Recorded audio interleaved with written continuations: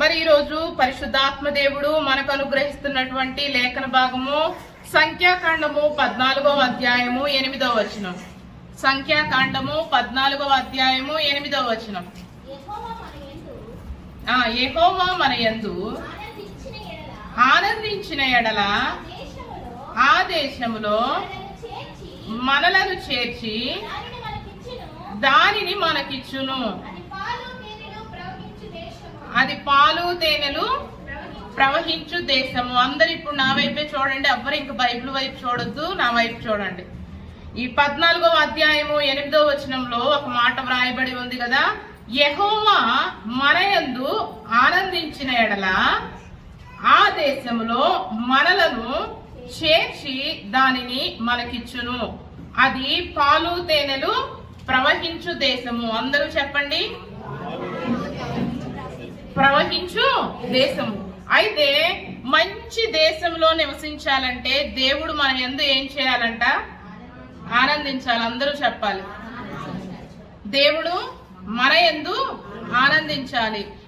యెహోవా మన యందు ఆనందించిన ఎడల మనము సమృద్ధి కలిగినటువంటి దేశంలోకి మనము వెళతాము అని చెప్పి ఈ సంఖ్యాకాండంలో మరి ఆ యొక్క ఇద్దరు భక్తులు ఉన్నారు, యెహోషువ, కాలేబు. వీరిద్దరిలో ఒకరైనటువంటి కాలేబు అక్కడ ఉన్నటువంటి ఇశ్రాయేలు జనాంగాన్ని అంతటికీ కూడా చెబుతున్నారు, యెహోవా మన యందు ఏం చేయాలి? ఆనందించాలి. అలా ఆనందించారనుకోండి, దేవుడు మనల్ని ఎక్కడికి తీసుకువెళ్తాడట? సమృద్ధి కలిగిన దేశంలోనికి తీసుకువెళతాడట.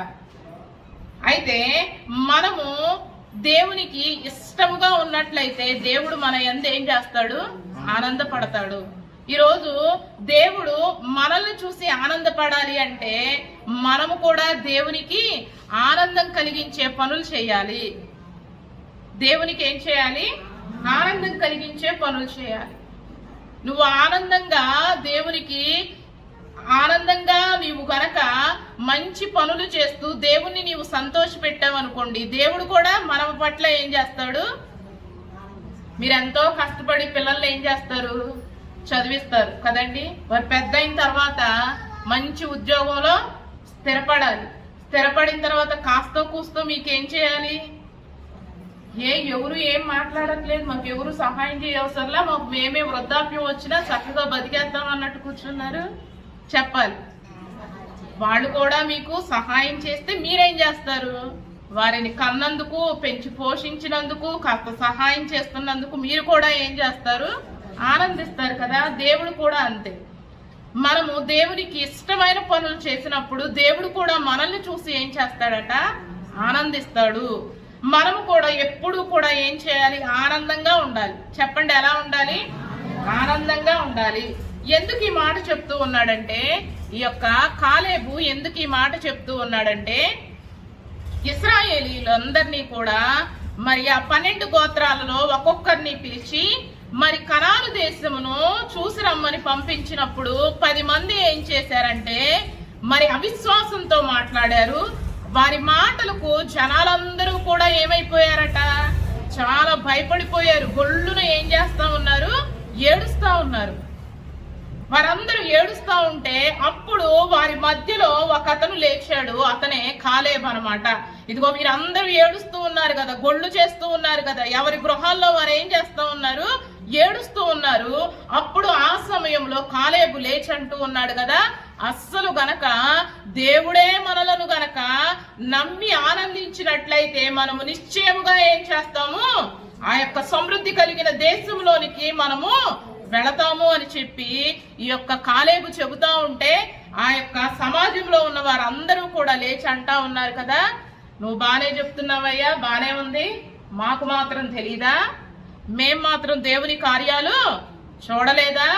ఎర్ర సముద్రం దాటేటప్పుడు దేవుడు చేసిన అద్భుతాన్ని మేము చూడలేదా? ఇదిగో వెనక ఫరో సైన్యం వస్తా ఉన్నారు, ముందు ఎర్ర సముద్రం ఉంది, దేవుడు చేసిన కార్యాన్ని మేము చూడలేదా? ఇదిగో ఆయన బండ నుంచి నీరిచ్చారు, అది మేము చూడలేదా? ఇదిగో ఆయన పగలు మేఘస్తంభమై రాత్రి అగ్నిస్తంభమై నడిపించాడు, అది మాకు తెలీదా? దేవుని కార్యాలు మాకు తెలీదా? దేవుడు అంటే మాకు తెలీదా? నువ్వు మాత్రం ఏం చేస్తా ఉన్నావంటే లేచి ఇదిగో దేవుడు మనందు ఆనందించాలని చెప్పి అక్కడ గనక మనం వెళితే అక్కడున్న ప్రజలు చాలా క్రూరమైన వారు, మనకంటే బలిష్ఠులు, వారు మనల్ని చంపేస్తారని మేం భయపడుతూ ఉన్నాం. మా ప్రాణాలు మేము అరిచేతుల్లో పెట్టుకుంటే నువ్వు మాత్రం లేచి ఏం చేస్తా ఉన్నావు? నువ్వు ఉచిత సలహాలు ఇస్తా ఉన్నావు. మాకు తెలీదా దేవుడు అంటే? మేము ప్రార్థన చేయట్లేదా? దేవుడు మమ్మల్ని తీసుకురాలేదా? నిన్నొక్కడనే తీసుకొచ్చారా అని చెప్పి ఏం చేస్తా ఉన్నారట? సమాజం అంతా కూడా, ఆ ప్రజలందరూ కూడా ఏం చేస్తున్నారు? ఈ యొక్క కాలేబు మీద, యెహోషువ మీద వారు చాలా కోపంగా మాట్లాడుతూ ఉన్నారు. అయినప్పటికీ కూడా వారందరినీ ఎదిరించి ఏం చేస్తా ఉన్నాడట? ఈ యొక్క కాలేబు అంటూ ఉన్నాడు, యెహోవా మన యందు ఆనందించిన ఎడల, దేవుడు మన యందు చూసి ఆనందించాలి, అప్పుడే మనం సమృద్ధి కలిగి ఉంటాం. చెప్పండి అందరూ కూడా, దేవుడు నన్ను చూసి ఆనందించాలి. దేవుడు ఈ రోజు నిన్ను చూసి ఆనందిస్తూ ఉన్నాడా? దేవుడు నిన్ను చూసి అసలు ఆనందిస్తూ ఉన్నాడా? అసలు నువ్వు ముందు దేవునిలో ఆనందంగా ఉన్నావా? అది చెప్పండి. ఒకరోజు ఆనందంగా ఉంటాం కదండి. ఆనందం ఎప్పుడు వచ్చింది చెప్పండి? ఓ మంచి బట్టలు కొనుక్కున్నాం అనుకోండి, ఆడవాళ్ళకి ఓ మంచి చీర కొనుక్కున్నారు, అప్పుడు మనకి చాలా ఆనందం కదండి. మంచి పిండి వంటలు చేసి పెట్టారు అనుకోండి పిల్లలకి, ఆనందం. వారికి ఒక రోజు స్కూలుకు సెలవు వచ్చింది అనుకోండి, వాళ్ళకి చాలా ఆనందం కదండి. బాగా కట్నం ఎక్కువ ఇచ్చారనుకోండి తల్లిదండ్రులకి, ఆనందం కదండి. ఎవరేం మాట్లాడట్లేదు, దీనికి మాత్రం సైలెంట్ అయిపోయారు. దేవునికి స్తోత్రం కలుగునుగాక. హల్లెలూయా, హల్లెలూయా. చక్కగా ఏదన్నా వాహనం కొనుక్కున్నారు అనుకోండి, ఆనందం. ఒక ఇల్లు కట్టుకుంటే ఒక ఆనందం, అంతే కదండి. బిడ్డలు లేని వారికి బిడ్డలు కలిగారు అనుకోండి, వారికి చాలా ఆనందం. చూడండి, మనిషి ఆనందిస్తూ ఉంటాడు. కొన్నిటిని చూసి మాత్రమే మనిషి ఏం చేస్తాడు? ఆనందిస్తూ ఉంటాడు. కానీ మనం అన్ని విషయాల్లోనూ ఆనందించాలి. అందరూ చెప్పండి, మనం అన్ని విషయాల్లోనూ ఆనందిస్తేనే దేవుడు మన యందు ఆనందిస్తాడు. మనం అసలు ఆనందంగా లేమనుకోండి, దేవుడు కూడా మనల్ని చూసి ఏం చేయడు? ఆనందించడు. కొంతమంది ఎంత ఇచ్చినా దేవునికి వారి కృతజ్ఞతాస్తుతులు దేవుడికి చెల్లించరు కదండి. ఒక మాట కూడా దేవుని గురించి చెప్పరు. అంతా మా కష్టం, మా తెలివి, మా జ్ఞానం అన్నట్టు ఉంటారు. ఏ మాత్రం వాళ్ళల్లో ఆనందం ఉండదు. కొంతమందికి ఎంత సంపాదించినా ఆనందం ఉండదు. కొంతమందికి ఎంత జ్ఞానం ఉన్నా ఆనందం ఉండదు. కొంతమంది ఉంటారు ఎంత అందంగా ఉన్నా ఆనందం ఉండదు కదండి. ఇంకా ప్రయత్నాలు చేస్తానే ఉంటారు. చూడండి, మనిషికి ఏముండదంటే ఆనందం ఉండదు. చెప్పండి అందరూ కూడా, మనకు ఆనందం ఉండదు కాబట్టే మనం చాలా విషయాల్లో వెనకబడిపోతా ఉన్నాం. చెప్పండి, ఏం చేయాలి? దేవుని యందు మనము ఆనందించాలి. నేను ఒక మాట చెప్తాను. ఫిలిప్పీ పత్రిక 3వ అధ్యాయము 1వ వచనాన్ని చదువుదాం. ఫిలిప్పీ పత్రిక 3వ అధ్యాయం 1వ వచనం. మెట్టుకు నా సహోదరులారా, ప్రభువునందు ఆనందించుడి. చాలండి, ప్రభువునందు ఏం చేయాలట? ఆనందించాలి. మరొకరు చదవండి. మెట్టుకు నా సహోదరులారా, మెట్టుకు నా సహోదరులారా, ప్రభువునందు ఆనందించుడి. ప్రభువునందు ఆనందించుడి. మరలా ఇంకొకరు చదవండి. మీరెవరో తీయలేదండి. మెట్టుకు నా సహోదరులారా, ప్రభువునందు ఆనందించుడి. ప్రభువునందు ఏం చేయాలట? ఆనందించుడి. ఒక్క నిమిషం అందరు నా వైపే చూడండి, వాక్యం చదివించను. ఈ మాట ఎవరు చెబుతూ ఉన్నారంటే, అపోస్తలుడైన పౌలు గారు. ఆయన చెరసాలలో ఉండి ఈ మాట చెబుతా ఉన్నారు. ఏ మాట? మెట్టుకు నా సహోదరులారా, ప్రభువునందు ఆనందించుడి. ఏం చేయాలట? మీరు ప్రభువునందు ఆనందించుడి. మెట్టుకు అంటే అర్థం ఏంటి? మెట్టుకు అంటే అర్థం ఏంటి? మెట్లెక్కే మెట్లు అంటారా? ఇక చివరికి వచ్చేసింది. ఏంటది? ఫైనల్లీ అంటారు కదా. ఫైనల్లీ, తొదమట్టుకు చివరికి వచ్చేసాం. చివరికి నేను చెప్పేది ఏంటంటే, మీరు ఆనందించుడి. అందరూ చెప్పండి, మీరేం చేయాలి? ఆనందించుడి. మెట్టుకు అంటే ఏంటి? చివరకు. తుదకు మీరేం చేయాలి? ఆనందించాలి. మీ మొహాలు అసలు ఆనందంగానే లేవండి బాబు, ఎందుకు వచ్చాం మేము అన్నట్టు ఉన్నారు. అలా ఉండకండి. చక్కగా ఎలా ఉండాలి? ఆనందంగా ఉండాలి. దేవునికి స్తోత్రం కలుగును గాక. ఈ యొక్క ఫిలిప్పి సంఘానికి చెబుతా ఉన్నాడు కదా, ఇప్పుడు అపోస్తులుడు అయిన పౌలు ఎక్కడికి వెళ్ళిపోయాడంటే చెరసాలకు వెళ్ళిపోయాడు. ఆ చెరసాలకు నేను వెళ్ళింది ఎందుకో తెలుసా? ఇదిగో నేను తప్పు చేసి వెళ్ళలేదు, నేను నేరం చేసి వెళ్ళలేదు, నేనేదో పాపం చేసి వెళ్ళలేదు, నేనేదో హత్య చేసి వెళ్ళలేదు, దొంగతనం చేసి నేను అసలు వెళ్ళలేదు. ఇదిగో నేను సువార్తను ప్రకటిస్తూ ఉంటే ఇదిగో ఈ యొక్క రోమ సామ్రాజ్యం ఏం చేశారంటే నన్ను చెరసాలలో వేస్తూ ఉన్నారు, ఇదిగో నన్ను బంధించేశారు, నా చుట్టూ అనేక మంది మరి నాకు ప్రొటెక్ట్ చేయడానికి, అంటే తప్పించుకోకుండా బయటికి వెళ్ళడానికి నా చుట్టూ కూడా ఎవరున్నారు? కావలి వారు ఉన్నారు. ఇప్పుడు నేనేం చెబుతా ఉన్నానంటే ఈ జైల్లో కూర్చొని మీకు ఒక మాట చెబుతా ఉన్నాను కదా, ఈ యొక్క శ్రమను చూసి మీరేం చేయవద్దు, మీరు దిగులు పడిపోవద్దు, మీరు బాధపడవద్దు, మీ విశ్వాసాన్ని మీరేం చేయొద్దు, కోల్పోవద్దు. నేను ఎందుకు చెరసాలలో ఉన్నానంటే క్రీస్తు సువార్తను నేనేం చేస్తా ఉన్నాను, ప్రకటించినందున, ఇదిగో నన్ను జైల్లో వేసినందున దేవునికి మహిమ, ఇంకా దేవుని సువార్త ఎక్కువ అవుతుంది. కాబట్టి మీరు నాకున్నటువంటి బంధకాలు చూసి మీరేం చేయొద్దు, దిగులు పడిపోవద్దు, మీరు నిరుత్సాహపడిపోవద్దు. మీరేం చేయాలంటే మెట్టుకున్న సహోదరులారా మీరేం చేయాలి? ఆనందించుడి. సహోదరులారా మీరందరూ కూడా ఏం చేయాలి? ఆనందించాలి. దేవునికి మహిమ కలుగును గాక. హల్లెలూయా. అక్కడ ఉన్న ఫిలిప్పి సంఘంలో కొంతమంది అనుకుంటున్నారు, ఇదేంటి యేసయ్యను నమ్ముకుంటే జైల్లోకి వెళ్ళాడు కదా, ఇక మాకేం దిక్కు, ఇక మమ్మల్ని దేవుడు రక్షిస్తాడా? అంతే కదండి. ఎంత ప్రార్థన చేస్తాడు అయ్యగారు, ఎంత ప్రసంగాలు చెబుతాడు అయ్యగారు. మరి ఆయన నడుస్తూ ఉంటేనే ఆయన నీడని తాకి ఏమైపోయారట, చాలా మంది స్వస్థత పడిపోయారు కదా. ఆయనే జైల్లో ఉండగా ఇక మేమెందుకు భక్తి చేయడం అని, ఎక్కడ సంఘము బలహీనపడిపోతుందా అని అపోస్తుడైన పౌలు అంటూ ఉన్నాడు కదా. ఇదిగో చివరికి తుదకు ఇప్పుడు మీరేం చేయాలంటే ఇదిగో ప్రభువును బట్టి మీరేం చేయాలట? ఆనందంగా ఉండాలి, సంతోషంగా ఉండాలి. నా గురించి మీరు అవిశ్వాసంగా ఉండకూడదు, మీరు బలహీన పడిపోకూడదు. మీరేం చేయాలంటే ప్రభువునందు ఆనందించాలి.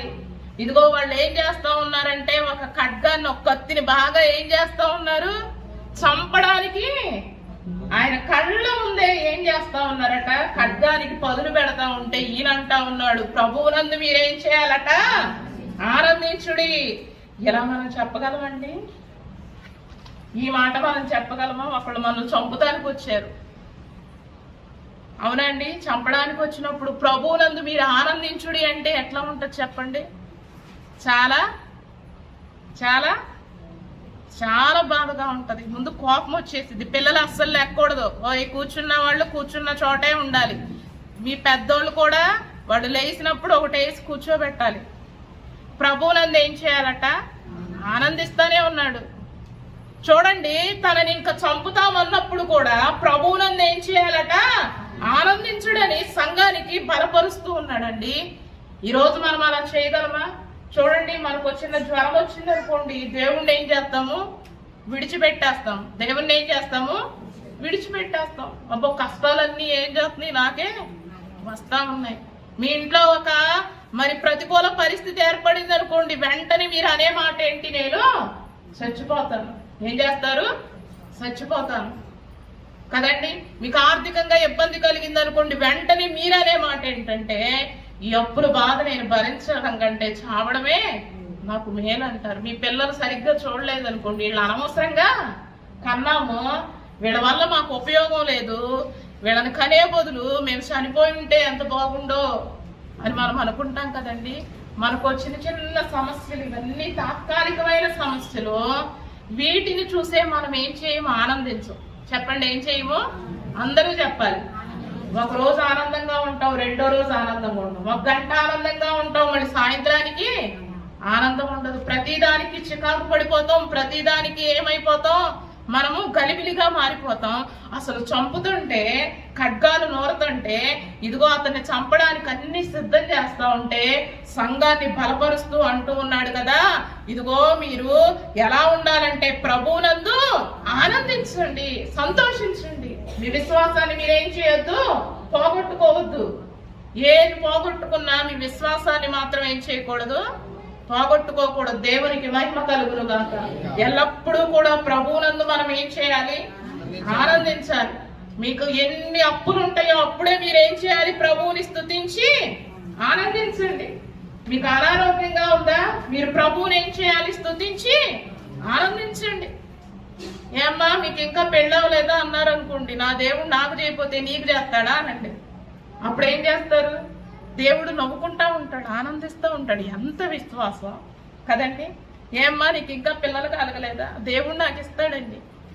ఏంటి ఏమనాలి, దేవుడు నాకు ఇస్తాడండి అనగానే దేవుడు ఏం చేస్తాడు, సంతోషిస్తాడు. ఏమ్మా మీ ఆయన ఇంకా మారలేదా అని అడుగుతారు. నువ్వేమో ప్రార్థనకి వెళ్ళిపోతున్నావు సంకలో బైబిల్ వేసుకొని, మీ ఆయన మాత్రం ఏం చేస్తున్నాడు, తాగి తిరుగుతా ఉన్నాడు, ఆయన మారడా అంటే అవునండి నా కర్మ అండి. ఏమనకూడదు మనం వెంటనే, నా కర్మ అండి, నా బతుకెట్ట తగలాడి మా అమ్మ నాన్న ఏం చేశారో ఆ రోజు చేసుకోమంటే చేసుకున్నానండి కళ్ళు మూసుకొని. ఈ కాలంలో అందరూ ప్రేమించేసుకుంటారు, మా కాలంలో పెద్దోళ్ళు చెప్పిన వాళ్ళు ఎవరిని పడితే ఆయన చేసుకున్నామండి, అదంతా నా కర్మ అండి అని నువ్వేం చేయకూడదు. వెనక బ్యాక్గ్రౌండ్ అంతా హిస్టరీ అంతా చక్కగా చెప్పకూడదు. ఏమనాలి, నా భర్త మారతాడండి, ఏమనాలి, నా దేవుడు నా భర్తని మారుస్తాడు. ఈ సర్వా చూడండి మా ఆయన నేను కలిసి చర్చికి వెళ్తాం అనాలి. అలా మనము దేవునిలో ఏం చేయాలట, ఆనందించాలి. ఏం చేయాలి, దేవునిలో ఆనందించాలి. అందరూ ఇల్లు కట్టుకున్నారు, నువ్వు ఇంకా కట్టుకోలేదా? మీ ఆయన సంపాదన అంతా ఏం చేశారు, వీళ్ళకి లెక్కలు చెప్పాలి మరి మనం కాదండి. చాలా మంది అడుగుతూ ఉంటారు, మీ ఆయన సంపాదన అంతా ఏమైంది కదండి. వాళ్ళకి మనం లెక్కల మాస్టర్ లాగా ఏం చేసామో ఏంటో వాళ్ళకి లెక్కలు చెప్పాలి. అప్పుడు మీరు అనాలి, ఇల్లు కట్టుకుంటామండి, దేవుడు వచ్చే సంవత్సరానికి మాకు మంచి ఇల్లు ఇస్తాడండి. చక్కగా నవ్వుతా చెప్పండి, కోపంగా వద్దు. ఎలా చెప్పాలి సమాధానం, మీరు అట్లా చెబుతా ఉండండి, దేవుడు మిమ్మల్ని చూసి ఆనందిస్తాడు. హల్లెలూయా హల్లెలూయా హల్లెలూయా హల్లెలూయా. యెహోవా యందు ఆనందించిన ఎడల మనము సమృద్ధి కలిగిన చోటులోనికి వెళతాము. దేవునికి మహిమ కలుగును గాక. మన ప్రతి కష్టంలోను ప్రతి సమస్యలోను మనము దేవుని యందు ఏం చేయాలట, ఆనందించాలి. దేవుని యందు కనుక మనము ఆనందించినట్లయితే దేవుడు ఏం చేస్తాడు, మనల్ని చూసి ఆనందపడిపోతూ ఉంటాడు. కానీ ఇదిగో శ్రమలు వచ్చినప్పుడు, ఇందాక నేను ఆ పాట పాడదామని పొద్దున్నే ప్రిపేర్ అయ్యాను, కానీ మా పరిధి గారు చాలా బాగా పాడారు. ఏంటంట, విడదీయగలరా ఎవరైనాను, మరి ఏదైనాను. ఎంత బాగా పాడతామో పాట కదండి. విడదీయగలరా ఎవరైనాను, మరి ఏదైనాను. ఎందుకు విడదీయలేరు దేవుణ్ణి? నిన్ను కాస్త కష్టం వస్తే విడిపోతున్నావు, నువ్వే ఏమవుతా ఉన్నావు, శ్రమ వస్తే విడిపోతా ఉన్నావు కదా. ఆ పాట విశ్వాసంతో పాడాలి. చెప్పండి ఎలా పాడాలి, విడదీయగలరా ఎవరైనాను, మరి ఏదైనాను. ఏది కూడా దేవుని నుంచి మనల్ని ఏం చేయకూడదు, విడదీయకూడదు. నీ సమస్య దేవుని నుంచి నిన్ను దూరం చేయకూడదు. నీ బాధ, నీ దుఃఖము, నీ లేమి, ఇవన్నీ కూడా దేవుని నుంచి నిన్ను విడతీయకూడదు. నీవు శ్రమల్లో కూడా నీవు ఆనందించినట్లయితే యెహోవా నీ యందు ఆనందించి నిన్ను సమృద్ధి కలిగిన స్థలములోనికి తీసుకువెళతాడు. చెప్పండి ఏ స్థలము, అందరూ చెప్పండి. సమృద్ధి కలిగిన స్థలం, అందరూ చెప్పాలి. సమృద్ధికరమైన స్థలము, అది పాలు తేనెలు ప్రవహించు స్థలము. ఆ స్థలములోనికి దేవుడు మనల్ని చూసి ఆనందపడితే అప్పుడు మనమేమవుతామంట, ఆ యొక్క సమృద్ధిని అనుభవించబోతూ ఉన్నాము. అయితే దేవుడు మన యందు ఆనందించాలంటే ముఖ్యంగా మనకు ఉండాల్సింది విశ్వాసం. అందరూ చెప్పండి, మనకు ఉండాల్సింది మొట్టమొదటిగా విశ్వాసం. దావీదు చెబుతా ఉంటాడు కదా, ఒకసారి చూడండి దావీదు కీర్తన. దేవునికి స్తోత్రం కలుగును గాక. హల్లెలూయా. 26వ కీర్తన 1వ వచనాన్ని చదవండి. పిల్లలు ఎవరు మాట్లాడకూడదు. యెహోవా నేను యథార్థవంతుడనై ప్రవర్తించుచున్నాను, నాకు తీర్పు తీర్చుము. ఏమీ సందేహపడకుండా యెహోవా యందు నేను నమ్మిక ఇంచి ఉన్నాను. అందరూ చెప్పండి, ఏమీ సందేహింపక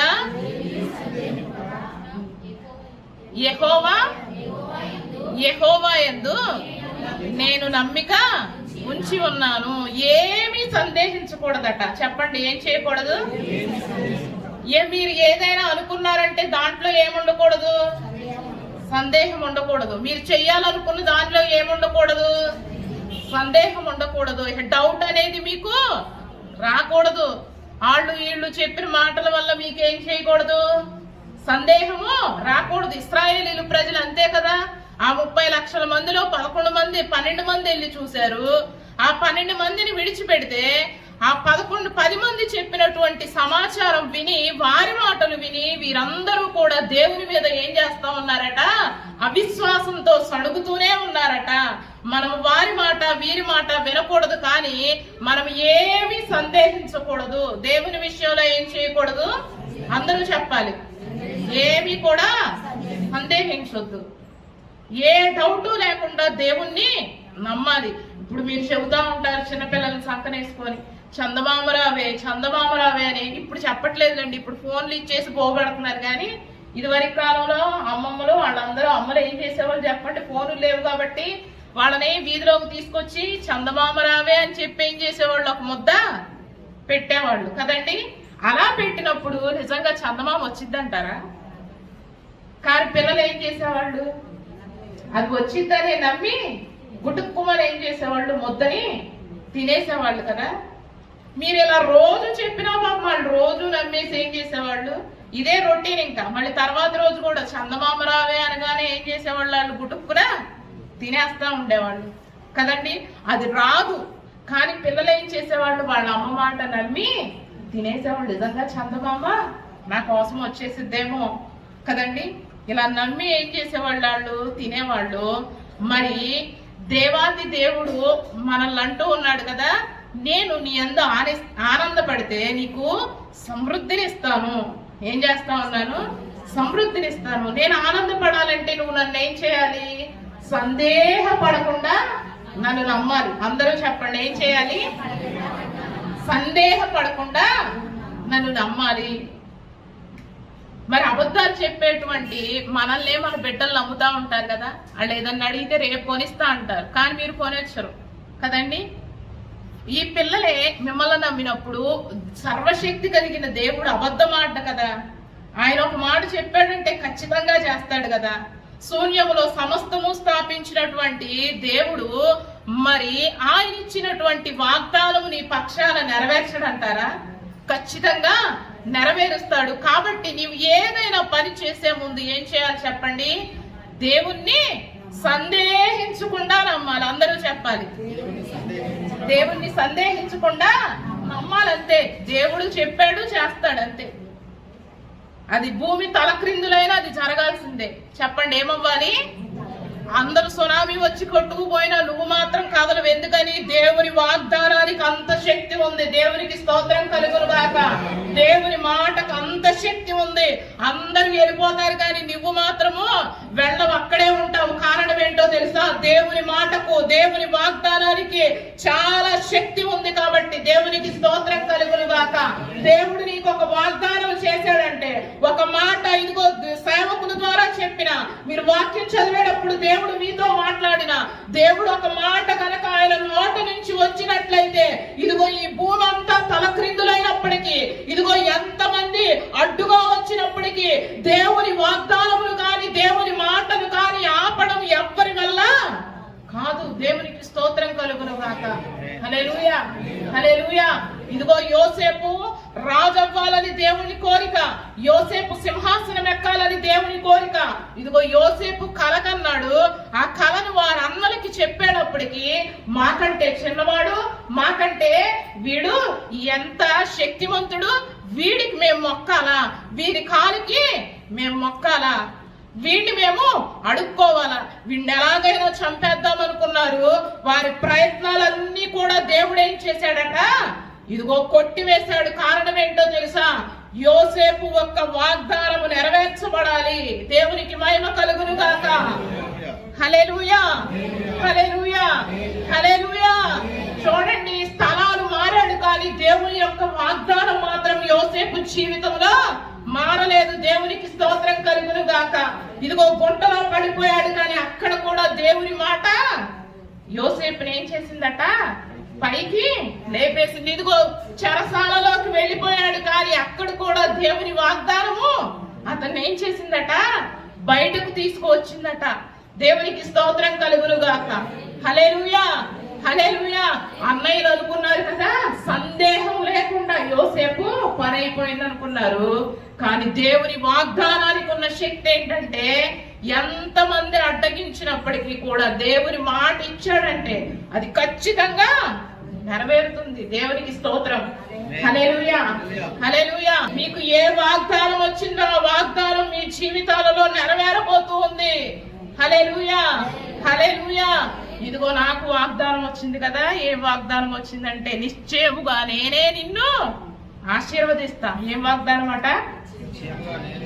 నిశ్చయంగా నేనే నిన్ను ఆశీర్వదిస్తా. దేవునికి స్తోత్రం కలుగునుగాక. దేవుడు నాకు వాగ్దానం ఇచ్చాడు కదా, వాగ్దానం చొప్పునే జరుగుతుంది. ఏ డాక్టర్ అంటా ఉన్నారు, మీకు ఇంక పిల్లలు పుట్టరనే చెబుతా ఉన్నారు వెళ్ళిన చోటల్లా. అప్పుడు నేను అనుకున్నా, అవునవును, మీ ద్వారా పిల్లలు పుట్టరు, కానీ నా దేవుని ద్వారానే పిల్లలు పుడతారు. హల్లెలూయా, హల్లెలూయా, హల్లెలూయా. ఇదిగో వాళ్ళు PCOD తగ్గడానికి మందులు ఇవ్వగలరు, కానీ ఇదిగో ఎగ్స్ పెరగడానికి, గుడ్లు పెరగడానికి మాత్రం వాళ్ళు ఏమీ చేయలేరు కదండి. అవునా కదండి? ఏదన్నా గర్భసంచికి ఇన్ఫెక్షన్ అయితే ఆపరేషన్ చేస్తారేమో, మందులతో తగ్గిస్తారేమో, కానీ ఇదిగో వాళ్ళు ఎగ్స్ ని మాత్రం నా అండాశయంలో పెట్టడం ఎవరి వల్ల కాదు కదా.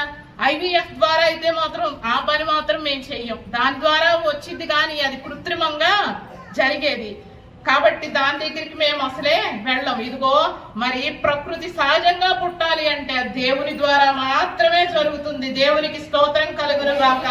హల్లెలూయా, హల్లెలూయా. నేను ఈ వాక్యాన్ని ధ్యానించేటప్పుడు అనుకున్నాను కదా, ఇదిగో నేను నా దేవుని యందు గనక ఆనందించినట్లయితే, దేవుడు అంటూ ఉన్నాడు కదా, నేనే నిశ్చయముగా నిన్నేం చేస్తాను? ఆశీర్వదిస్తాను. ఇది అబ్రహాముతో దేవుడు వాగ్దానం చేశాడు. అబ్రహాము ఇదిగో 70 సంవత్సరాలప్పుడు దేవుడు వాగ్దానం చేశాడు కదా, నేనేం చేస్తానంటే నీకు సంతానాన్ని కలిగిస్తాను. ఇదిగో వారేమవుతారంటే ఈ దేశం అంతా, ప్రపంచం అంతటా కూడా వ్యాపిస్తారు అని చెప్పి 70 సంవత్సరాలలో వాగ్దానం చేశారు. కానీ ఇదిగో వారికి 100 సంవత్సరాలకి ఆ దేవుడు ఏం చేశాడట? బిడ్డల్ని అనుగ్రహించాడు. ఎన్ని సంవత్సరాలు? 25 సంవత్సరాలు దేవుని వాగ్దానము నెరవేర్చబడింది. దేవునికి స్తోత్రం కలుగునుగాక. హల్లెలూయా. చూడండి, దేవుణ్ణి ఏం చేయాలంటే సందేహించకుండా నమ్మాలి. చెప్పండి, దేవుడు ఏదైనా చేయగలడు. అందరూ చెప్పాలి, దేవుడు ఏం చేయగలడు? ఏదైనా చేయగలడు. లేనిది ఉన్నట్లు, ఉన్నది లేనట్లు చేయగలడు మన దేవుడు. దేవునికి స్తోత్రం కలుగునుగాక. ఈ అబ్రహాం అనుకున్నాడు, దేవుడు నాకు 70 సంవత్సరాలకి వాగ్దానం చేశాడు. చూడండి, ఆదికాండము 12వ అధ్యాయము 4వ వచనాన్ని చదువుదాం.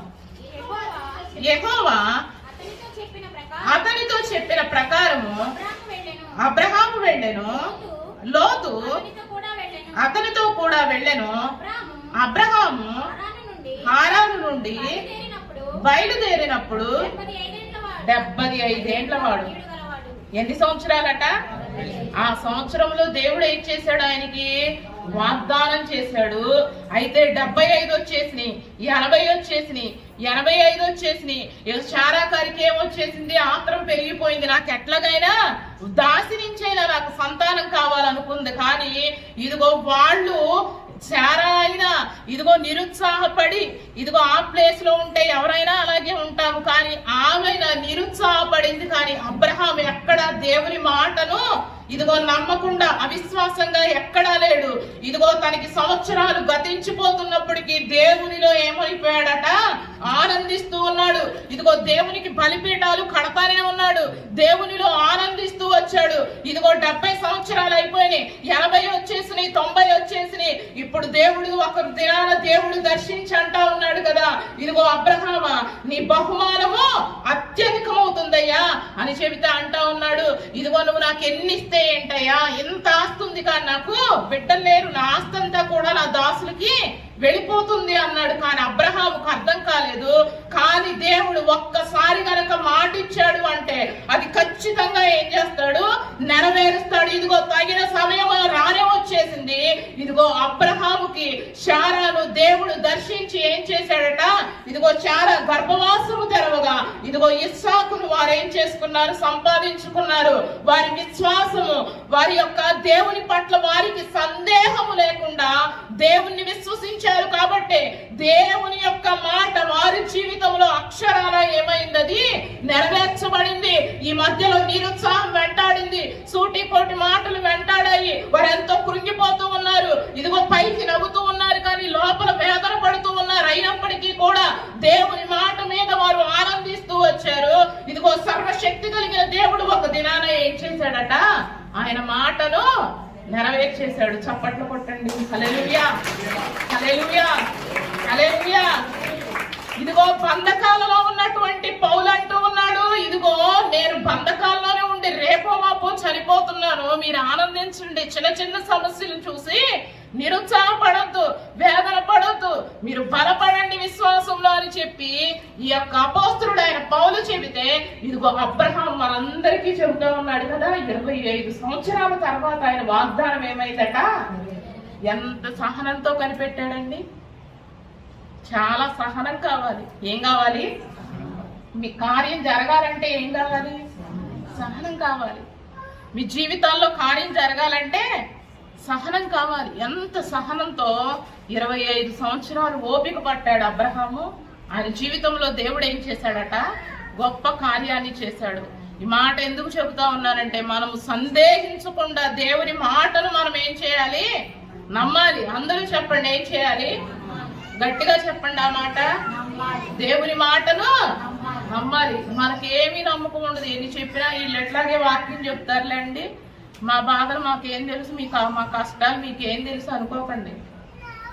ఖచ్చితంగా దేవుడు మాట ఇస్తే దాన్ని నెరవేరుస్తాడు. మీరు ఆనందించాలి. ఎలా ఉండాలి, ఆనందించండి. కష్టంలో కూడా ఆనందించాలి, నష్టంలో కూడా ఆనందించాలి, శ్రమలో కూడా ఏం చేయాలి, ఆనందించాలి. మీ దగ్గర ₹1 లేనప్పుడు కూడా నా దేవుడు నాకు ఇస్తాడు అని మీరు ఏం చేయాలి, ఆనందించాలి. మీరు అలా ఆనందిస్తేనే దేవుడు విస్తారంగా దీవిస్తాడు. ఎలా దీవిస్తాడండి, ఏమంటా ఉన్నాడు కాలేబు, ఇదిగో పాలు తేనెలు ప్రవహించేటువంటి దేశంలోకి మనల్ని నడిపిస్తాడు. దేవుడు మనందు ఆనందించాలి. ఈరోజు చిన్న చిన్న సమస్యలకి, తాత్కాలికమైన వాటికి మీరు అవిశ్వాసం కలిగి సణిగిపోయి దేవుణ్ణి ఏదో ఒక మాట అనేయకండి. దేవుణ్ణి ఏం చేయకూడదు, దూషించేయకండి. దేవుడు ఖచ్చితంగా చేస్తాడు. విశ్వాసం రావాలంటే వాక్యం బాగా వినాలి, చదవాలి. అలాగే ఆదివారం మానకుండా దైవ సన్నిధికి రావాలి. ఏదో చక్కగా వచ్చి కూర్చొని వెళ్ళిపోవడం కాకుండా ఆ యొక్క మాటను మనం ఏం చేయాలి, నా జీవితంలో దేవుడు చేస్తాడు అని చెప్పి మనం ఏం చేయాలట, నమ్మాలి. అందరూ చెప్పండి, ఏం చేయాలి, నమ్మితేనే దేవుని కార్యాన్ని మనము చూడగలం. చూడండి 62వ కీర్తన చూడండి ఒకసారి. 62వ కీర్తన స్పీడ్ గా తీయండి, టైం అయిపోతుంది. 62వ కీర్తన 1వ వచనం, నా ప్రాణము దేవుని నమ్ముకొని మౌనంగా ఉన్నది. చాలండి. 5వ వచనం, 62వ కీర్తన 5వ వచనం, నా ప్రాణమా దేవుని నమ్ముకొని మౌనంగా ఉండవు. చాలండి. ఇప్పుడు దావీదు చెబుతా ఉన్నాడు, నేను ఎలా ఉన్నానంటే మౌనంగా ఉన్నాను. అందరూ చెప్పండి, గట్టిగా చెప్పాలా. పిల్లలు చెప్పండి, నేను ఎలా ఉండాలి, సరిగ్గా కూర్చొని చెప్పి ఎలా ఉండాలి. వెరీ గుడ్, దేవునికి స్తోత్రం కలుగును గాక. హల్లెలూయా, హల్లెలూయా. ఎలా ఉండాలి, మౌనంగా ఉండాలి. మౌనంగా ఉంటే నా ప్రాణాన్ని ఏం చేస్తాడట, దేవుడు కాపాడతాడు. దేవుడు మన యందు ఆనందించాలంటే మౌనంగా ఉండాలి. అందరూ చెప్పండి, ఇది మాత్రం బాబోయ్ మేము చేయలేమండి బాబు, ఆయన 100 మాటలు అంటే మేము ఒక మాట అనుకుంటూ ఉంటామండి, నేను ఏమన్నా అన్నం తినకుండా ఉంటున్నాను, ఉప్పు కారం తినకుండా ఉంటున్నాను, అసలు నేనేంటండి బాబోయ్, మేమేంటి, మా అమ్మ నన్ను అట్ట పెంచింది, మా నాన్న ఎట్ట పెంచాడంటే అసలు మేము అసలు బయటికే రామండి, మా చుట్టూ 10 మంది పని మనుషులు ఉన్నారండి, అలాంటిది మా ఆయన నన్ను 100 తిడతా ఉంటే నేను ఒక్క మాట అన్నా అంటే నాకే పౌరుషం లేదా అండి కదండి. ఎలా మనం ఏం చేయకూడదు, అనకూడదు. దేవునికి స్తోత్రం, హల్లెలూయా హల్లెలూయా. కానీ ఈ కాలంలో అందరు ఇట్లాగే ఉంటున్నారండి. చెప్పడం చాలా ఈజీ కానీ అది చేయడం చాలా కష్టం, కానీ ఉండాలి అంతే. దేవుడు నియమం అది, చెప్పండి అదేంటది, దేవుని నియమం అంతే. ఇస్సాకు కష్టపడి తండ్రి మోయించిన బావులన్నింటినీ కూడా ఏం చేశాడట, త్రొవ్విస్తా ఉంటే ఒక్కొక్కటి ఆ యొక్క ప్రదేశంలో ఉన్నటువంటి వాళ్ళు పెద్దలు ఉంటారు కదా, ఏం నిన్నగా మొన్న వచ్చి విత్తనం వేశాడు, 100 అంతలు ఫలించాడు. ఏంటట, విత్తనం వేశాడు 100 అంతలు. చిన్ని చూస్తా ఉంటే మన దేశం మొత్తం ఆక్రమించుకొని అసలు మన దేశం మొత్తం సంపద అంతా ఈడే దోచేసుకుంటా ఉన్నాడు. ఈయన ఎలాగైనా మనం ఏం చేయాలి, ఈ ఎదుగుదలను మనం ఎట్లాగైనా ఆపేయాలి అని చెప్పి ఏం చేశారట, అందరూ వచ్చేసేసారు. అయితే ఈ ఇస్సాకు మాత్రం ఎలా ఉన్నాడో చెప్పనా, మౌనంగా ఉన్నాడు. అందరూ చెప్పండి, కొట్టడానికి వచ్చేసారు, తన్నడానికి వచ్చారు. పాపం కష్టపడి పావులు తెలివిస్తున్నాడు, కానీ వీళ్ళందరూ వచ్చి ఏం చేస్తున్నారట, ఆయన్ని ఆటంకపరుస్తున్నాడు. ఊర్లో నుంచి చెరిపోమంటే కూడా ఏం చేశాడట, కాముగా నిశ్శబ్దంగా మౌనంగా ఒక్క మాట అనకుండా ఏం చేశాడట, మొత్తం పెట్టేవాడ సర్దుకొని వెళ్ళిపోయాడట. నిజంగా ఇస్సాకు స్థానంలో మనం ఉంటే అసలు ఊరుకుంటామండి? అసలు ఇస్సాకు అనుకుంటే ఎవరు అనుకున్నారు, ఆయన అబ్రహాము కుమారుడు. ఎవరైనా అబ్రహాముతో అంటారు, నీవు మహారాజు అయ్యా. ఏంటట, నీవు మహారాజు. రాజు కొడుకు ఎవరు అమ్మ, చెప్పండి అమ్మ, రాజు కొడుకు ఎవరు? ఇస్సాకు. అందరూ చెప్పాలి, రాజు కొడుకు ఎవరు? ఇస్సాకు. ఇస్సాకు మామూలోడు కాదు. మన మీద మీరే తక్కువ అంచనా వేయకండి ఇస్సాకుని. అసలు అబ్రహాం అంటే ఆ దేశ ప్రజలకు కానీ ఆ చుట్టుపక్కల ఉన్నవారు అందరూ కూడా అబ్రహాముకి ఏమైపోయేవారు, భయపడిపోయేవాళ్ళు. దేవునికి స్తోత్రం కలుగునుగాక. ఇదిగో అబ్రహాము వెనకున్న వారు కూడా గొప్ప అలవరచబడినటువంటి సైన్యం కలిగిన వారు. ఇదిగో వారందరూ కూడా ఇస్సాకుతోనే ఉండిపోతా ఉన్నారు. ఇస్సాకుకి ఏమీ తక్కువ కాదు, గొప్ప ఆస్తిపరుడు. అయినప్పటికీ కూడా గొడవ వచ్చినప్పుడు మాత్రం ఎట్లున్నాడట, అందరూ చెప్పాలి, మౌనంగా ఉండిపోయాడు. అట్లా ఉండిపోయాడు. కారణం ఏంటో తెలుసా, కొన్నిసార్లు మౌనంగా ఉంటేనే మనకి గొప్ప విజయం కలుగుతుంది. ఎవరు ఆమె చెప్పట్లేదు. మా పాస్టర్ గారును కాస్త పాపం పురుషులకు మాత్రం ఉద్యమం బాగా ఉంది. ఎందుకంటే పాపం వాళ్ళు నిజంగా మౌనంగా ఉంటారు కాబట్టి. ఆడవారికి మాత్రం మౌనంగా ఉండడం చేత కాదు కాబట్టి మీరేం చేయట్లేదు, ఆమె గట్టిగా చెప్పట్లేదు. పాపం వాళ్ళు చాలా అమాయకంగా ఆమె చెప్పేశారు. దేవునికి స్తోత్రం కలుగునుగాక. హల్లెలూయా హల్లెలూయా. అలా ఏం ఉండదులేండి, కాస్త మీరు సీరియస్గా ఉన్నారని నవ్వేస్తున్నారు అంతే. దేవునికి స్తోత్రం. హల్లెలూయా హల్లెలూయా. ఎలా ఉన్నాడట, మౌనంగా ఉంటే కొన్నిసార్లు మనము జయించగలుగుతాం. ఏం చేయగలుగుతాము, మనం జయించాలి అంటే గొప్ప సీక్రెట్ ఏంటో తెలుసా, మౌనంగా ఉండాలి. ఏమవ్వాలి, మనం ఎక్కడ ఉంటాం మౌనంగా. ఏముందో పెళ్లికి వెళ్ళారంటే మీరెంత సహనం కలిగిన వాళ్ళు, మీరంతా అసలు దేవుడికి విధేయత కలిగిన వాళ్ళు, భయభక్తులు కలిగిన వాళ్ళు తెలిసిద్ది. కాస్త ఒక ఐటెం తక్కువైందనుకో మమ్మల్ని చూస్తే అస్సలు ఏ బుద్ధి కాదు. ఏమంటాము, నా మొహం చూస్తే ఏ బుద్ధి కాదు. పలానా వాళ్ళు అందరికైతే వేసుకుంటా వచ్చేస్తున్నారు, నన్ను చూస్తే వేయరు కదండి. పెళ్లిలో కాస్త ఒక పాపం వాళ్ళు ఎంతో కష్టపడి పెళ్లికి వెళ్ళినప్పుడు గొణిగేసుకొని సడిగేసుకోమాకండి. మధ్య తరగతి వాళ్ళు ఉంటారు, ఎంత కష్టమో తెలుసా అండి మధ్య తరగతి వాళ్ళకి పెళ్లి చేయడం. అది మాకు తెలుసు కాబట్టి చెబుతున్నా. మధ్య తరగతి వాళ్ళకి పెళ్లి చేయడం చాలా, వాళ్ళ తల్లిదండ్రులు ఎంత వేదన పడతారో, ఎంత దుఃఖపడతారో మీకు తెలియదు ఆ వేదన. అందరూ అడుగుతూ ఉంటారు, మీ అమ్మాయి పెళ్లి చేయలేదా అంటే వాళ్ళందరూ తల్లిదండ్రులు కుళ్ళి ఏడుస్తూ ఉంటారు. కారణం ఏంటి, పెళ్లి చేయకపోవడానికి కారణం ఏంటో తెలుసా, కట్నం డబ్బులు ఇచ్చుకోలేక. అట్టో అప్పు సప్పు చేశాడు భోజనాలు పెడితే పలావు బాగాలేదు, కూరలో కారం తక్కువైంది, కూరలో ఉప్పు ఎక్కువైంది, మాకేమో డొక్క ముక్కలే వేసారు, ఇదిగో సాంబార్ బాగాలేదు. ఇవన్నీ ఏం చేస్తాం, మనం మార్కులు వేసుకుంటా కూర్చుంటాం కదండి. అట్లా చేయకండి, సంతోషించండి. ఏదొస్తే అదే తినాలి. ఏం చేయాలి? ఏదొస్తే అదో చేయాలి. మీ మౌనం ఏంటో దేవుడు అక్కడే చూస్తాడు. మీరు ఇవన్నీ అనుకుంటారు చాలా చిన్నయండి, దేవుడు వీటిని కూడా చూస్తాడా? మీరు వినండి, మీరు మాట్లాడే ప్రతి మాట దేవుడు వింటాడు. అది మీరు చెడ్డ మాట మాట్లాడినా, మంచి మాట మాట్లాడినా, విశ్వాసపు మాట మాట్లాడినా, అవిశ్వాసపు మాట మాట్లాడినా, ఇదిగో ఎదుటి వారి గురించి చెడ్డగా మాట్లాడినా, మంచిగా మాట్లాడినా, మీరు బూతులు తిట్టినా, ఆశీర్వదించినా, శపితమైన మాటలు మాట్లాడినా, ప్రతి మాట పరలోకములో ఏమై ఉంటదంట? రికార్డ్ అయిపోయి ఉంటది. దేవునికి స్తోత్రం కలుగును గాక. హల్లెలూయా, హల్లెలూయా. కాబట్టి కొన్ని సమయాల్లో మన ప్రాణము రక్షించబడాలి అంటే, ఇదిగో దేవుడు ఆనందించాలి అంటే మనం ఎలా ఉండాలట? మౌనంగా ఉండాలి. చెప్పండి అందరూ కూడా, ఎలా ఉండాలి? మౌనంగా ఉన్నాడు కాబట్టి ఇస్సాకు పక్షాన దేవుడే దిగి వచ్చాడు. దేవునికి స్తోత్రం కలుగును గాక. ఇదిగో ఆయన తరిమి కొట్టిన వాళ్ళందరే మళ్ళీ వచ్చి అంటా ఉన్నారు, ఇదిగో మీ దేవుడు నీకు సహాయంగా ఉన్నాడు కాబట్టి మీరు ఎంతగా ఆశీర్వదించబడ్డారు అని వాళ్ళు వచ్చి మళ్ళీ ఏం చేశారట? ఇస్సాకుతో రాజీ పడ్డారు. దేవునికి స్తోత్రం కలుగును గాక. ఈ రోజు దేవుడు మాట్లాడుతూ ఉన్నాడు కదా, కొన్నిసార్లు కొన్ని విషయాల్లో మనం ఏం చేయాలి? మౌనంగా ఉండాలి. ఇదిగో హిజ్కియా కూడా అలాగే ఉన్నాడు. ఇదిగో రబ్షాకే చెబుతా ఉన్నాడు. అంటే ఆ సిరియా రాజు యొక్క మరి ఆ యొక్క ఉత్తరాన్ని తెచ్చినటువంటి రబ్షాకే అంటా ఉన్నాడు కదా, ఇదిగో మీ దేవతలు మిమ్మలను రక్షించలేవు, మీ దేవుడు ఇదిగో మిమ్మలను రక్షించలేవు, మేము అనేక ప్రాంతాలకు వెళ్ళాము, యుద్ధము చేశాము, ఇదిగో వారిని జయించాము, వారి దేవతలు వారిని రక్షించలేదు, ఇక లాస్ట్ కు వచ్చేసాము, మీ దేశం మీదకి వచ్చాము, ఇక మిమ్మల్ని కూడా మొత్తంగా మేము ఏం చేస్తాము? స్వాధీనపరుచుకుంటాము, ఇదిగో మిమ్మల్ని కూడా మా స్వాధీనంలోనికి తెచ్చుకుంటామని ఇదిగో వారొక లెటర్ పంపించినప్పుడు ఇప్పుడు హిజ్కియా ఏం చేస్తా ఉన్నాడో తెలుసా?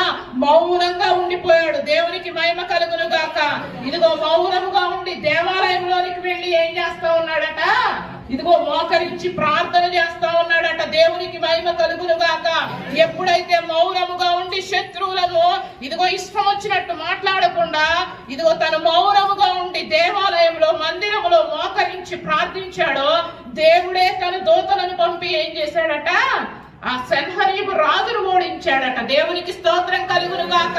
ఇదిగో హిజ్కియాతో అంటా ఉన్నాడు, యుద్ధం ఇక నువ్వు చేయవు గాని నీ పక్షాన నేను చేస్తాను, నీ ప్రాణమును కాపాడేది నేనే. ఇదిగో అందుకే రాజైన దావీదు కూడా అంటూ ఉన్నాడు, నా ప్రాణమును దేవుడే కాపాడుతాడు. ఎందుకో తెలుసా? నేను మౌనంగా ఉండాలి. చెప్పండి ఎందుకు? నేను మౌనంగా ఉంటే దేవుడే నీ పక్షాన యుద్ధం చేస్తాడు. చెప్పండి అందరూ కూడా, దేవుడే నీ పక్షాన యుద్ధం చేస్తాడు. మీరు మౌనంగా ఉండండి. మీ మీద చాలా చెబుతా ఉంటారు, అబద్ధాలు చెబుతా ఉంటారు, మీరు చేయని చేశారంటారు, మీరు ఒకటంటే 10 అన్నారని చెబుతారు, మీకు వ్యతిరేకంగా లేని కూడా పుట్టించి ప్రూఫ్లు తెచ్చి మరీ చూపిస్తూ ఉంటారు. కానీ మీరేం చేయకూడదు? మౌనంగా ఉండండి. మీ పక్షాన దేవుడే దిగి వస్తాడు. చెప్పండి ఎవరు వస్తారు? దేవుడే మీ పక్షాన దిగి వస్తాడు. నిజంగా హిజ్కియా గొప్ప రాజు, గొప్ప సైన్యం కలిగిన వాడు. ఇదిగో కావాలంటే ఇతర మరి దేశాలతో కూడా ఏం చేయొచ్చు? ఆయన సంప్రదించి ఈ యొక్క మరి రాజు మీదకి యుద్ధం చేయొచ్చు. కానీ అతను నిర్ణయం ఒకటే, అటు పరిగెత్తలేదు, ఇటు పరిగెత్తలేదు, వాళ్ళ దగ్గరికి వెళ్ళలేదు, వీళ్ళ దగ్గరికి వెళ్ళలేదు. విషయం తెలియగానే వెంటనే మోకరించి మౌనంగా ప్రార్థించాడట. దేవునికి మహిమ కలుగును గాక. హల్లెలూయా, హల్లెలూయా. ఇదిగో మౌనంలోనే గొప్ప విజయం ఉంది. ఎప్పుడైతే హిజ్కియా మౌనంగా ఉన్నాడో ఆ పరలోకపు దేవుడు ఏం చేశాడట? ఇదిగో ఆయన సైన్యమును పంపి ఆ శత్రు రాజులందరినీ కూడా ఏం చేశాడట? దేవుడు సంహరించాడట. ఈ రోజు చాలా పరిస్థితుల్లో నువ్వు కూడా ఒంటరిగా పోరాడుతా ఉన్నావేమో. నువ్వు కూడా మౌనంగా ఉండు, ఎదురు మాట్లాడద్దు. కొన్ని సమయాల్లో మనం ఏం చేయకూడదు? మాట్లాడకూడదు. మన మౌనమే గొప్ప విజయం కలగజేస్తుంది. చెప్పండి, మౌనమే గొప్ప విజయం కలగజేసింది. ఇప్పుడు అంటా ఉన్నాడు దావీదు, నా ప్రాణాన్ని దేవుడు ఏం చేస్తా ఉన్నాడట? ఆయన కాపాడతాడు. నా ప్రాణాన్ని నేను మౌనంగా ఉంచుకుంటున్నా. ఎంతో కుమిలిపోతా ఉన్నా. అసలు అభిషేకించక ముందే హ్యాపీగా ఉన్నాడు దావీదు. అభిషేకం చేసిన దగ్గర నుంచి అన్ని కష్టాలే.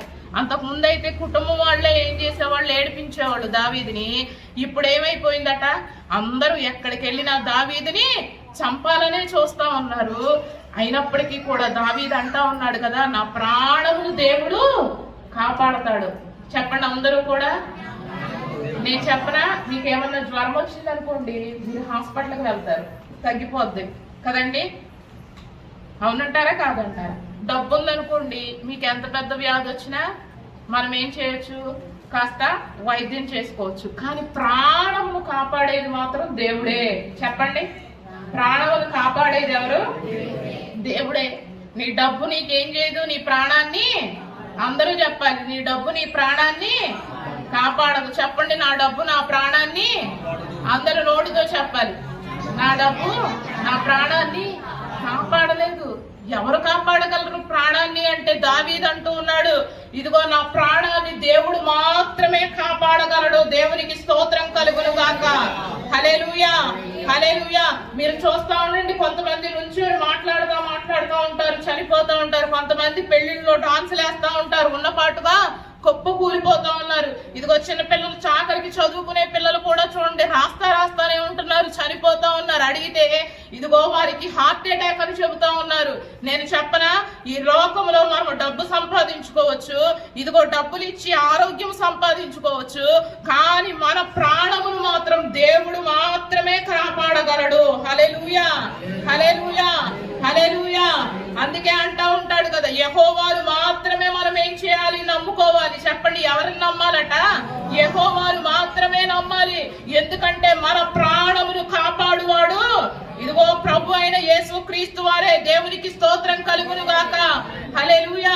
ఈ రోజు చూడండి, మనము నమ్మాలి. గొప్ప గొప్ప డబ్బులు ఉన్నవారు కూడా, ధనవంతులు కూడా మనశ్శాంతి లేకుండా ప్రాణము పోతూ ఉంటే విలవిలలాడిపోతూ ఉన్నారు కళ్ళ ముందు పిల్లలయ్యి. కానీ వారు రక్షించుకోలేకపోతా ఉన్నారు. ఇదిగో కొన్ని లక్షలు పెట్టి ఏం చేస్తా ఉన్నారు, బిడ్డలకి కట్నాలు ఇస్తా ఉన్నారు, కానీ వారి కాపురాలను మాత్రం వాళ్ళు ఏం చేయలేకపోతా ఉన్నారు, సరి చేయలేకపోతా ఉన్నారు. దేవునికి స్తోత్రం కలుగును గాక.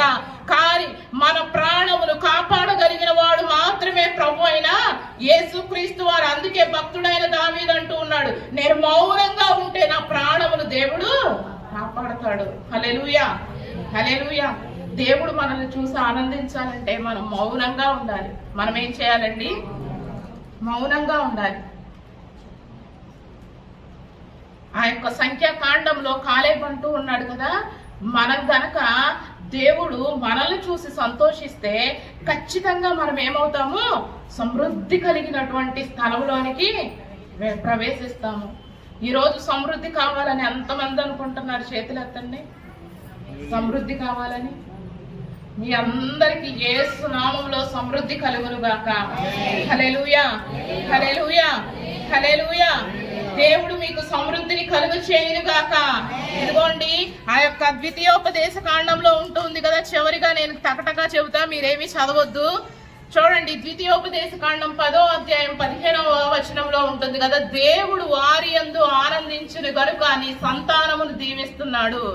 అంటే ఎవరి యందు ఆనందించాడు దేవుడు? అబ్రహాము యందు, వారి పితరుల యందు దేవుడు ఏం చేశాడట, ఆనందించాడు. కాబట్టే మీ సంతానాన్ని కూడా దేవుడు ఏం చేస్తా ఉన్నాడు, ఆశీర్వదిస్తూ ఉన్నాడు. దేవుడు గనక ఆనందిస్తే మన సంతానం కూడా ఏమవుతుంది, ఆశీర్వదించబడుతుంది. దేవునికి స్తోత్రం కలుగును గాక. హల్లెలూయా, హల్లెలూయా.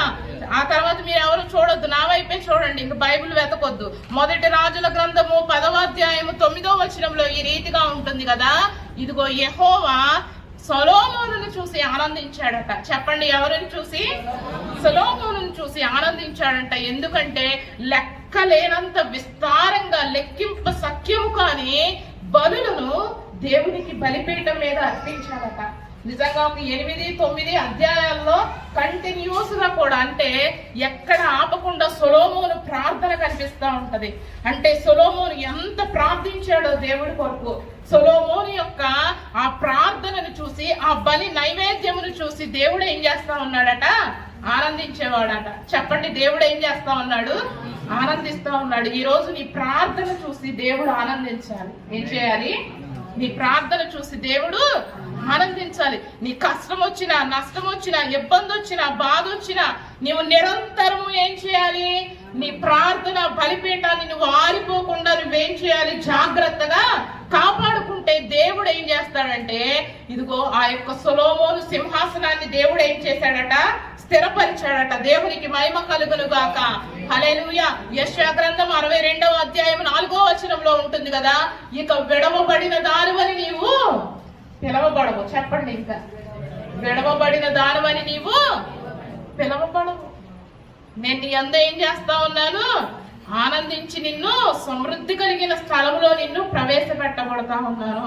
అందరూ విడిచిపెట్టినా దేవుడు మాత్రం నిన్ను విడిచిపెట్టడు. చెప్పండి, దేవుడు నన్ను మాత్రం విడిచిపెట్టాడు. గుర్తుపెట్టుకోండి, యేసు నామములో ఈ నెలలోనే దేవుడు మీ జీవితాలలో గొప్ప కార్యం జరిగించునుగాక.